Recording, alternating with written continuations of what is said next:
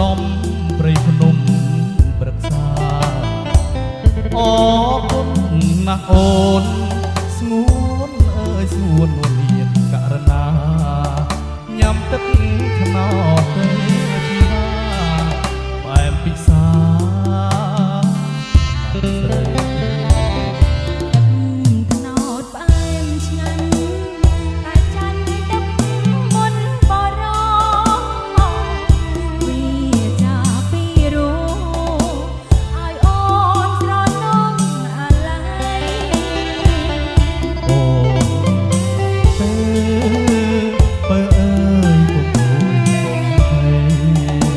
ស្រីបងបំពេ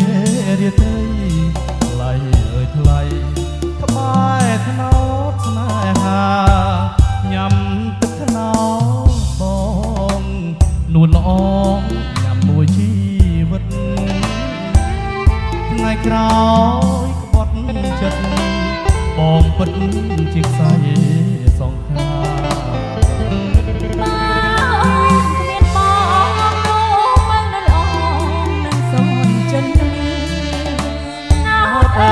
សូមជួយបត្រា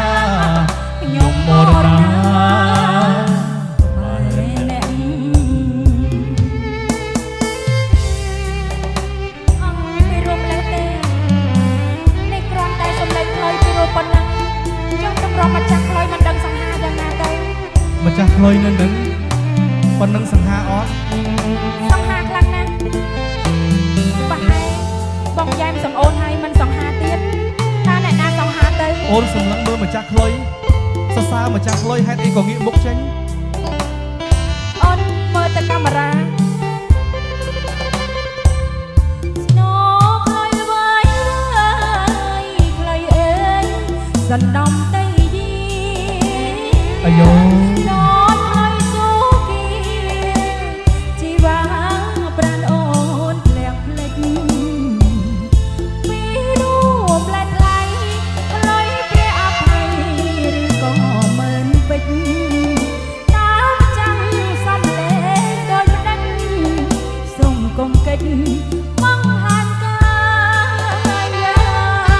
លុយបងអ្នកក្រអង្វរលងលោមរាត្រីលើដើមថ្នោតលៃសណ្ដំព្រៃភ្នំព្រឹក្សាអរគុណណាស់អូនស្ងួនអើយស្ងួននួននាងករណាញ៉ាំទឹកថ្នោតទៅជីវ៉ាផ្អែមពិសា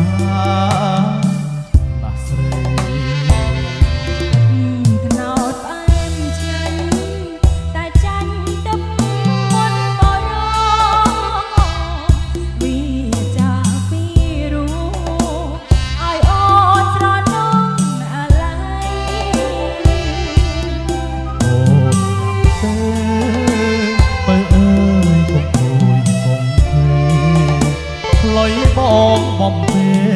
រាត្រីថ្លៃអើយថ្លៃក្បែរថ្នោតស្នេហាញ៉ាំទឹកថ្នោ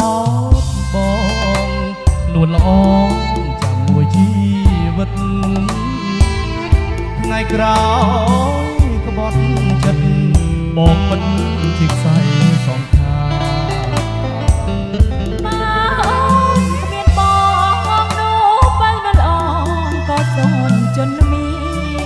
ថ្នោតអើយសូមជួយបត្រា